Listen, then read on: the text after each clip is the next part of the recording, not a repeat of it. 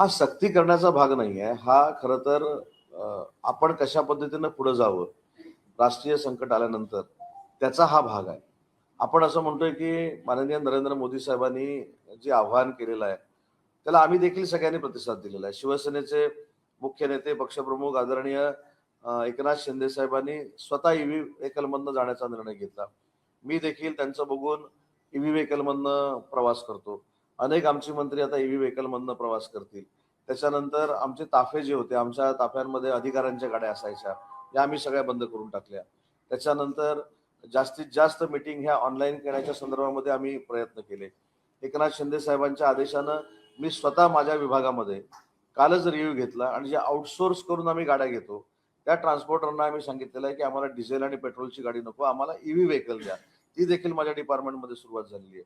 त्याच्यामुळे स्वतःपासून जर सुरुवात झाली तर या सगळ्या गोष्टी आपण करू शकतो आणि त्याची सुरुवात उद्योग विभागानं केलेली आहे.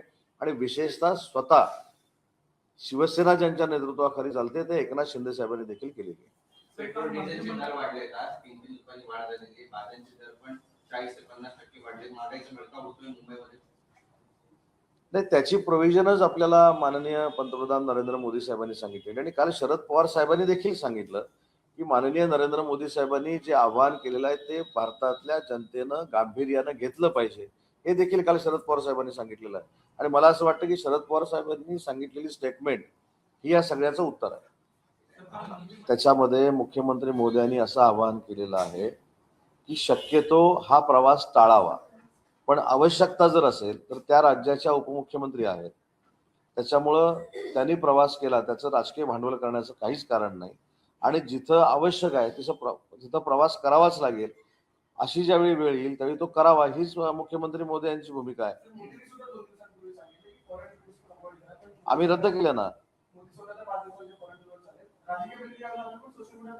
नाही, सोशल मीडियावर ट्रोल करणारे ट्रोलर जे आहे त्यांच्याबद्दल मला अजिबात काही बोलायचं नाही.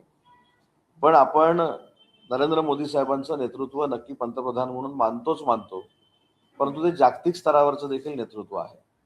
अनेक जागतिक स्तरावरच्या विषयांमध्ये नरेंद्र मोदी साहेबांचा सल्ला घेतला जातो, त्यांचा आदरानं उल्लेख केला जातो. त्याच्यामुळं त्यांचा जो दौरा आहे तो देशाला फायदा मिळवून देणाराच दौरा आहे. आणि देशाला फायदा मिळवून देणाऱ्या दौऱ्यासाठी जर पंतप्रधान परदेशामध्ये गेले तर ते पोटसूळ काय विरोधकांच्या पोटामध्ये उठण्याची आवश्यकता नाही. परंतु त्यांनी केलेल्या आव्हानावर आज तुम्हाला मी गंमत सांगतो. आता मी इकडून असं जाऊन मुद्दाम सिग्नल बघत सगळे इथं आलो. गाड्यांचं ट्रॅफिक जर बघितलं तर तुम्हाला पण मान्य करावं लागेल की मोदी साहेबांच्या आव्हानानंतर या मुंबईमध्ये 25% ट्रॅफिक कमी झालेलं सकाळचं तरी दिसतंय. तुम्ही देखील हा अनुभव घेतला असेल. कदाचित त्याच्यावर मतमतांतर असू शकतात, पण मोदी साहेबांच्या आव्हानाला अनेक लोकांनी प्रतिसाद दिलेला आहे. अनेक लोक त्या पद्धतीनं वागतायत. शासकीय अधिकारी देखील तशा पद्धतीनं वागतायत. आम्ही देखील ऑनलाईन बैठका घेण्याचा निर्णय घेतलेला आहे. त्याच्यामुळे परदेशामध्ये जाणं हा काही गुन्हा नाही आहे. व जागतिक स्तरावरचं नेतृत्व आपल्या देशाला मोठं करायला जर परदेशामध्ये जात असेल आणि त्यातनं आपल्या देशाची उन्नती होत असेल तर ट्रोल करण्याची काहीच आवश्यकता नाही.